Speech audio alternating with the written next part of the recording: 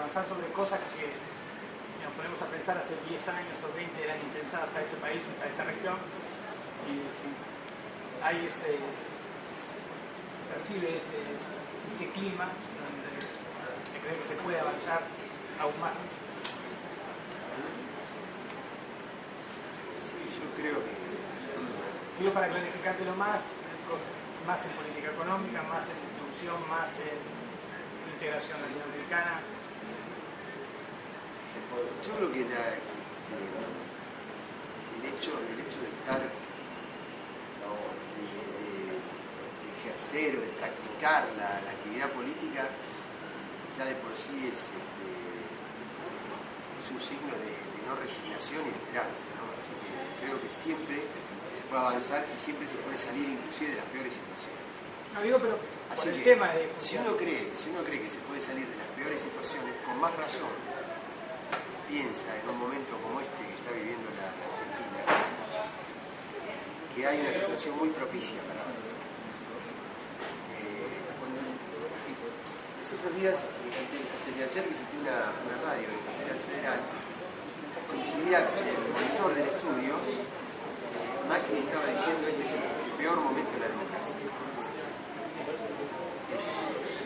Este es el peor momento de la democracia. Y la verdad que yo siento este como uno de los momentos más intensos de la democracia, uno de los mejores momentos del proceso institucional que nos está tocando vivir desde el año 83 en adelante. Por las cosas que se están debatiendo en el país, porque más allá de los debates puntuales sobre los hechos de la coyuntura política, me parece que lo más importante de todo es que hay una disputa de hegemonía en la Argentina, que hay un poder que estuvo dominando de alguna manera el sentido común de los argentinos, la manera de interpretar la realidad, y que gracias a eso la Argentina se fue sometiendo cada vez más a los poderes fácticos, a los poderes financieros, a los poderes mediáticos, a los gobiernos que no podían, que decían resignadamente que no se podía hacer nada. Y me parece que estamos en un momento que yo lo prendo. Ahí está. Hola, ahora sí, está igual. Ahora sí. Lo que pasa es que yo estoy como hablando con ustedes, digamos. Sí, Después voy a hablar la idea. Pasa con gente, Ah, pasa para que vaya escuchando. entonces, por ejemplo, cuando hoy uno ve que América Latina, por ejemplo, no está en el ALCA, le dijo no al proyecto más fuerte que tenía el poder internacional, la primera potencia mundial, le dijo no en la cara. Y lo digo hoy porque tal vez en su momento no se valoró demasiado eso, desde luego los militantes, las personas más comprometidas, pero el grueso de la gente tendría que pensar qué nos hubiera pasado si frente a la crisis financiera mundial que vivimos a partir de 2008-2009, las economías nuestras hubiesen estado atadas a las economías centrales, hubieran caído en el mismo ritmo de la crisis. Complementario con esto se tomó una medida muy importante, que fue la recuperación de los fondos previsionales, porque eso le permite al Estado tener los recursos como para plantear estímulos fiscales para mantener un nivel de actividad en el mercado interno que también lo mantuviera alejado, ajeno del ritmo de la crisis mundial. A mí me parece que son cosas muy fuertes, muy fuertes. Es decir, yo creo que estamos en un proceso de recuperación, de reconstrucción, de inclusión de nuevos sujetos democráticos que hasta hace poco tiempo estaban invisibilizados. Es decir, cuando uno percibe cómo se sienten los habitantes de los pueblos originarios, que no han logrado todo lo que tienen, que inclusive tienen algunos factores de conflicto, como el caso de la comunidad Conde de Formosa con el gobierno nacional, pero que hay una ley que dice que hay que censar a estos pueblos, que hay que determinar cuáles son sus comunidades, que hay que mantener la reserva de sus propiedades territoriales y discutir, y que eso seguramente se va a complementar ahora en abril cuando se presente el proyecto de la ley que regule la extranjerización de tierras. Cuando uno percibe cómo se sienten las personas que estaban marginadas por su orientación sexual, porque no tenían la misma elección sexual que podemos tener algunos de nosotros, que simplemente por eso se veían cercenadas en sus derechos. O las cosas que se están haciendo, porque aquí no hay que hacer discursos, sino que hay que transmitir lo que uno recoge en las recorridas que hacemos.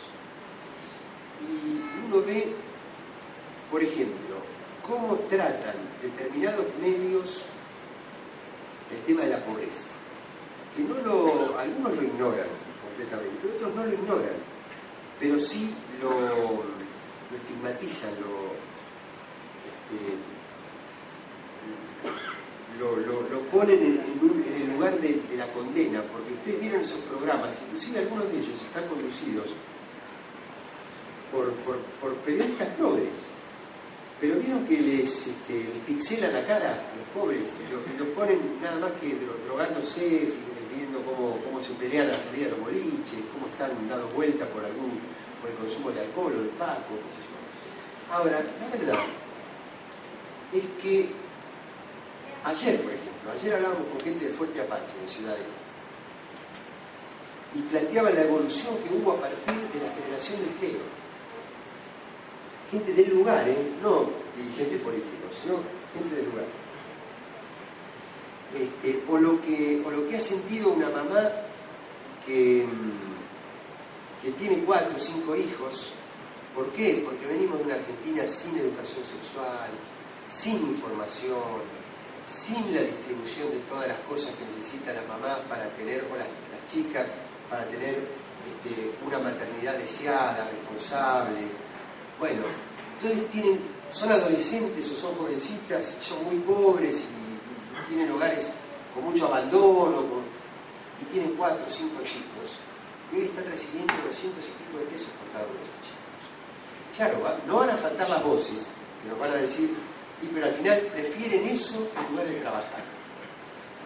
Eso no es así. De cada 10 personas que uno le da la opción entre vivir de un plan o de una dádiva, y vivir de un trabajo digno, 9 eligen el trabajo digno. Pero tiene que ser digno.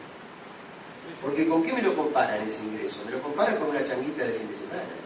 Entonces dicen, no, tengo el plan, estoy con mis hijos, tengo el ingreso universal, tengo la asignación universal.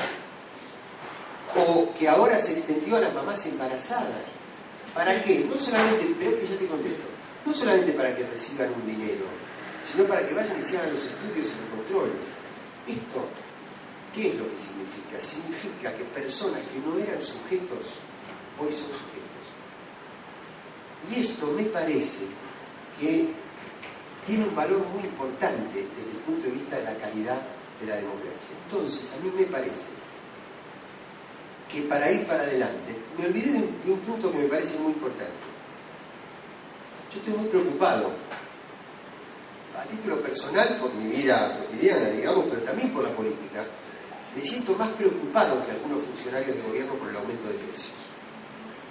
Me parece que eso es algo que preocupa, que realmente le aflige mucho a la persona común. Inclusive a la que arregla un buen aumento de sueldo en la paritaria, pero también arregla el aumento, pero también después le aumenta la cosa. Pero hay una diferencia con lo que es nuestra cultura de inflación. Porque nuestras situaciones inflacionarias del pasado hasta el pasado reciente tenían lugar porque no controlábamos las variables macro de la economía. En cambio hoy tenemos aumento de precios, que no es lo más conveniente, que hay que abordarlo, a mi juicio, de manera mejor de lo que lo está haciendo este gobierno. Pero tenemos un tipo de cambio bajo control, tenemos acumulación de reservas, tenemos niveles de crecimiento y tenemos superávit fiscal y superávit comercial. Es decir, las variables macro, que eran las que desbordaban y permitían el clima hiperinflacionario que se reprodujera, hoy están contenidas. Entonces hoy tenemos que ver cómo controlamos el margen de ganancia de los formadores de precios para que no se lleven ellos el producto de ese aumento.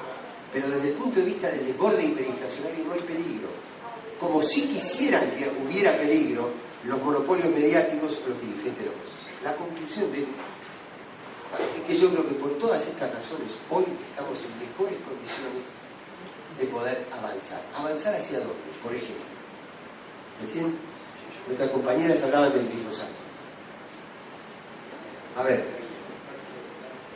buena parte de estos estímulos fiscales que se entregaron a distintas fábricas para aumentar el presupuesto de algunas universidades, de los institutos de investigación, la asignación universal, etc., provienen de la apropiación de renta que hace el gobierno nacional al cultivo de la soja. Ahora, una cosa es apropiarse de la renta del cultivo de la soja y otra cosa es modificar el sistema productivo. ¿Estamos de acuerdo con que se haya hecho eso? Estamos de acuerdo. Pero vamos por más. Nosotros lo que queremos es que hay que salir del monocultivo, que hay que controlar a los efectos contaminantes. Si ustedes me preguntaran ¿qué haría yo en el país ideal? Y bueno, sería muy duro contra todos los efectos contaminantes que tiene el proceso de siembra directa, que perjudica los suelos, la rotación, etc. No lo podemos hacer de un día para el otro, porque si nosotros lo hiciéramos de un día para el otro, nos quedamos sin esa renta del modelo. Pero sí estudiar una interfase de cómo pasamos de un modelo muy concentrado con estos problemas a un modelo más diversificado. Último punto, para profundizar. Último punto, no porque sea el último, porque es para concluir la respuesta. Yo no le regalaría a otras fuerzas políticas el tema del ferrocarril. Para mí, la recuperación de la estructura ferroviaria en Argentina es una bandera centralísima, pero por infinidad de factores.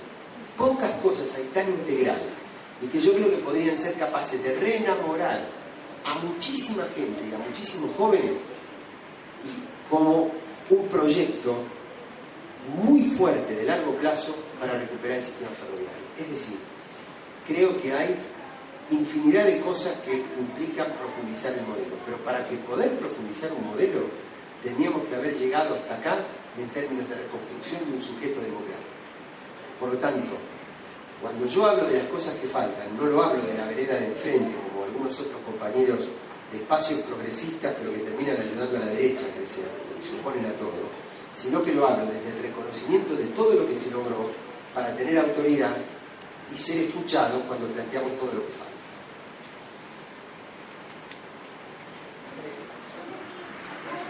Pero yo volviendo sobre el tema que voy a hablar recién de la asignación universal, yo como vos rescato dos valores fundamentales que es la educación y la salud. El hecho de que los chicos tengan que cumplir con el cronograma de vacuna que se exija y el tema de la asistencia a los colegios. ¿Tenés idea qué porcentaje de chicos se reincorporaron a las escuelas a través de...? Sí, hay entre un 20 y un 25% de incremento de la matrícula del sistema escolar.